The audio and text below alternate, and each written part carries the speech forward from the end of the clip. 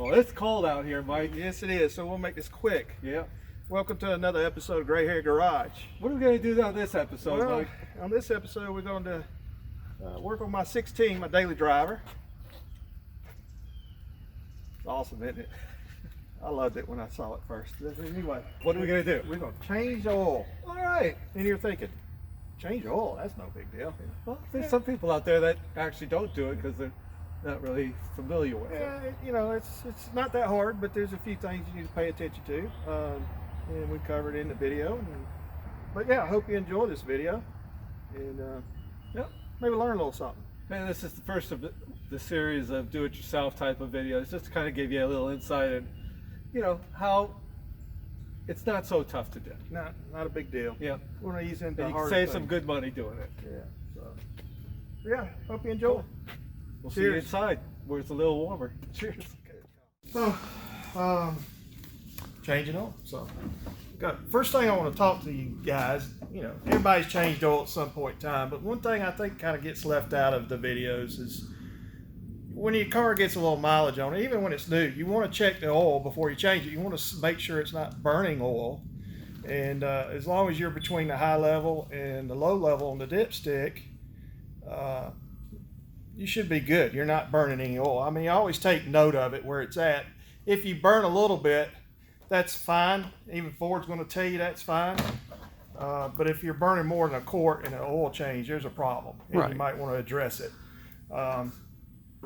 This And that's car- on the higher mileage cars when you're typically burning. Yeah, but you still want to check it on the new Oh, one. yeah, Maybe absolutely. something's initially wrong with the car. And I've heard of people, especially some of the Dodges, people having issues. Not so much with these Coyotes and the Ford engines, but so anyway, the first thing I do every time I do an oil change is I just check the dipstick. So we'll pull it out, wipe it,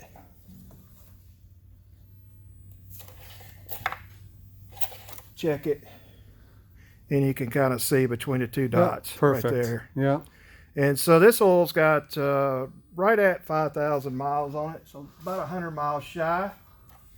And that's what I always change my oil at. It's 5,000. It's easy to remember. Yep. 5, 10, 15, 20, and on and on. Exactly. I do the same. And that way you don't have to write it down anywhere. You know, when you hit that 5 Yep. increment, you're ready to go. You're good to go. So let's raise it up, drop the fluids out of it, and move on.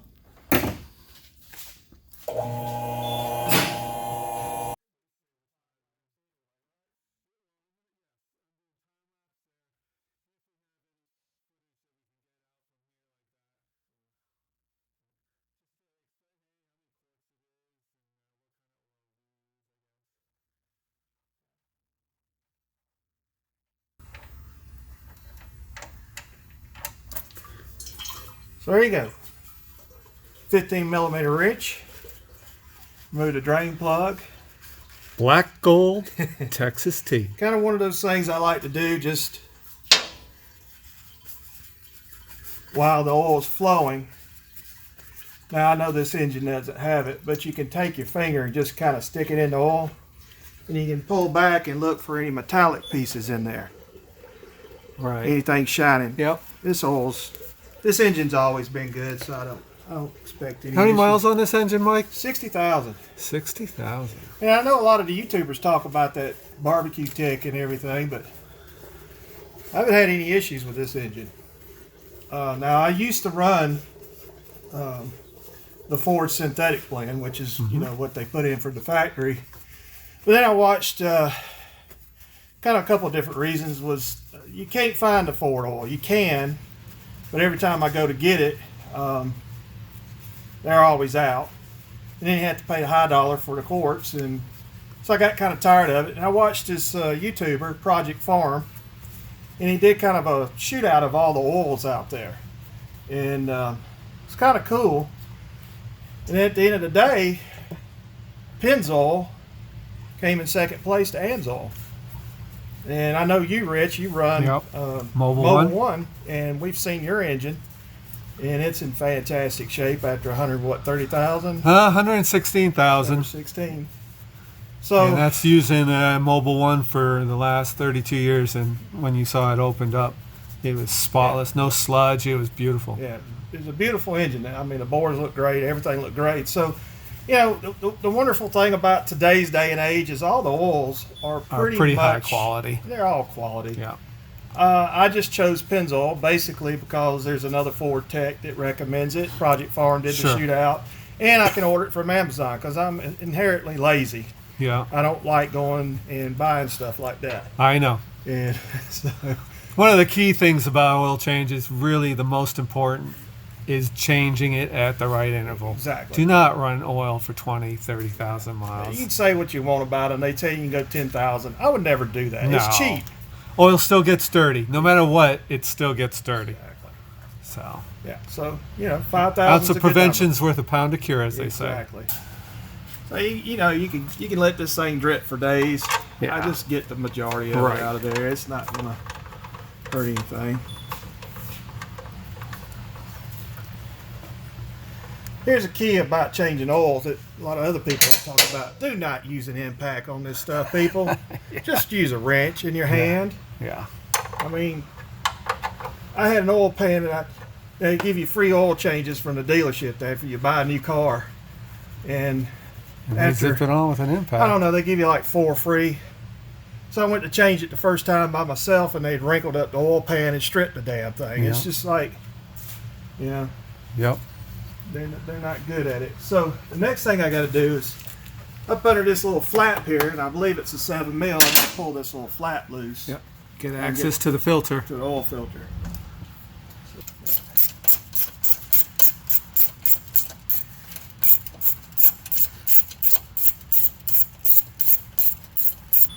So way up in there, this little hole is a filter. Yep. And Right so- there.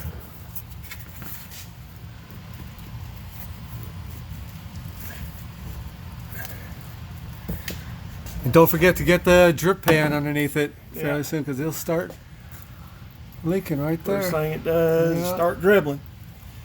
You just let it Yep. kind of dribble off for a minute or so, and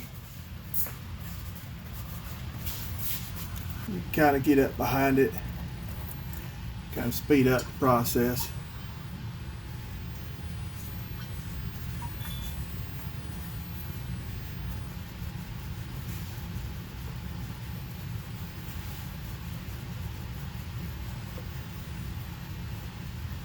There comes the fun part. That last Yeah. sealing surface, I don't know if you can see it. Yep. There's a gasket here. You just make sure it's seated properly. And a lot of people will use oil. I just grab a little bit off the surface of the face of the engine where the oil filter goes. Just kind of wipe it Yep. a little bit on. And there's one thing you might want to make note.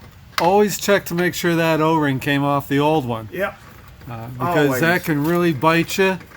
If you don't notice it and it's double stacked like that, you will have a fountain of oil coming out of there. So I just seat it real quick. Get the gasket. Get this out of the way.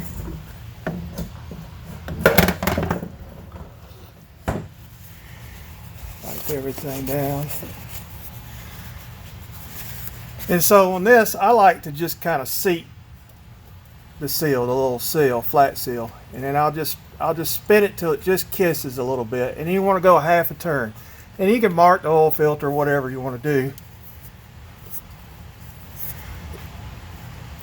That's about a half turn. Yep. That's all you need, half to Yep. 3/4 turn. It does not need to be super tight. No. And you just go back behind yourself and wipe things off. Make sure it's good and clean. You don't have any excess floating around. And you start your little screw back by hand.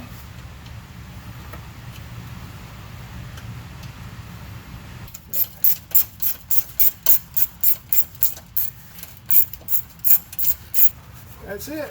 We are done. So let's lower it, put the oil in it, and make sure your funnel Yeah. is clean. Absolutely. Good go. Pull the oil filler cap off. Hold on. One thing I like about Pennzoil, they don't have that little film on top. You don't have to mess around with that. Oh, You that's just nice. Mobile pull the one, you top. do. Pull the top, pull away. And how many quarts does this engine take, Mike? Takes 8. So we know we're going to put 5 in right out of the gate. Of course, most of you know if you change the oil, you look on the side, they got 5 quarts. Yep. Need 3 more, so you just look at the thing. Yep. No big deal.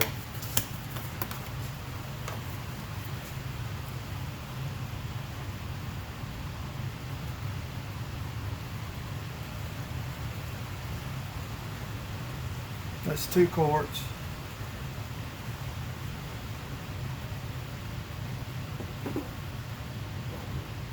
That's pretty close. We'll let that settle. So I did this the other day. I changed oil in my girlfriend's car, and I know on Fords when you press the throttle all the way down, they won't crank.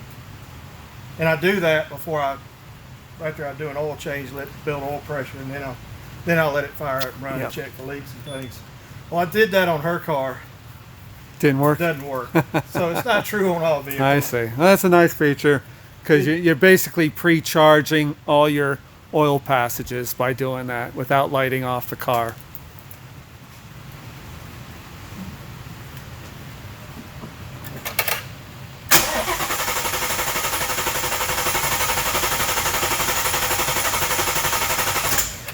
Perfect.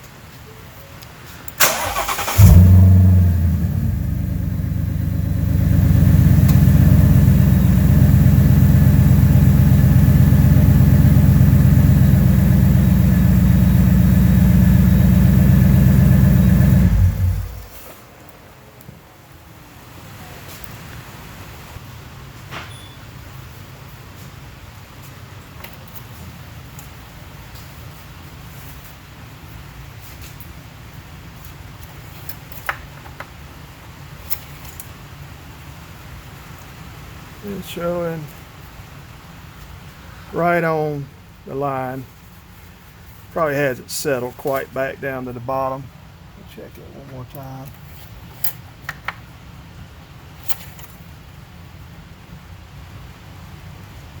So I'll put about a half quart in it and call it good.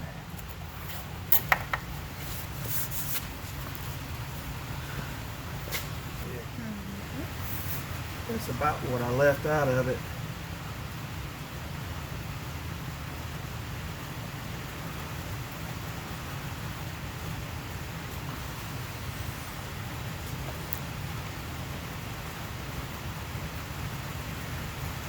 Should be good.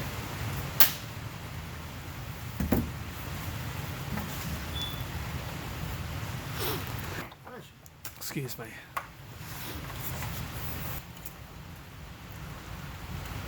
So about halfway between the lines. And that's perfect. That's perfect. That's all you want. All right. Well, so today we did the oil change on the 2016. Yep. That was a pretty good episode. A few little extra hints. Well, you know, there's I don't know how many videos on YouTube about this, Oh, but yeah. I hope we covered maybe Touch- some particulars that don't necessarily get covered in other videos. Yeah, touched on some little hints and Yeah. stuff to look out for, and it's just pretty basic stuff. But the oil change, as you can see, was pretty easy. It's not difficult.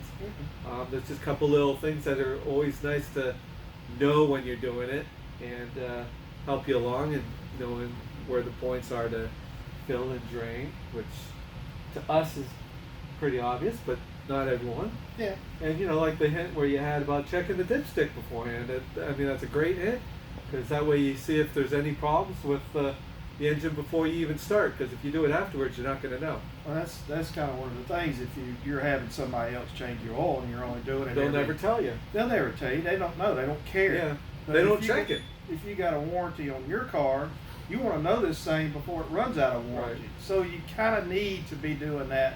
Yeah. Even if you're not changing your own oil, at least check it before. Monitoring it. Yes, absolutely. So Monitoring keep it. an eye on it. Because if you see it's low, you might be burning it, or you know, there might be another issue. But the only way of finding out is to check it.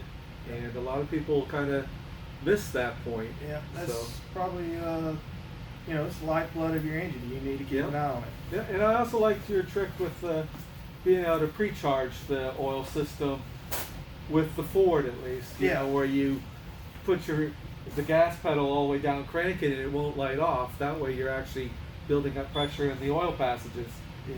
which is it's a good thing. You should, it may not work on all vehicles. I know it doesn't work on a couple that I have changed oil Right. in. And so before you change your oil, or you don't want to rev the engine up No, with it dry. Right. It's a big no-no. But I mean, if you do it once, it's no big deal. But you don't want to do it every time Right. like that. So just make sure if you put it to the floor, it doesn't crank, you're good to try that. yeah, Prime the engine before you exactly. actually start it. Exactly. And what other little hints did you have on that? You got the dipstick, the crank it to pre-charge. I guess that's pretty much it, really. But yeah, I mean, an oil change is a basic thing, and we hope some of you picked out some stuff out of that, and maybe we'll attempt it. Yep. It's like Just I try said, it once. Yeah, It's not a big deal. It's a good job to do on your own, and it's easy enough, and you can save some good money doing it. So, hope you enjoyed the episode, and more to follow soon. And if you like this episode, please like Subscribe. and share. Take care, man. Notification bell. Oh yes, notification bell. See you later. Cheers. Cheers.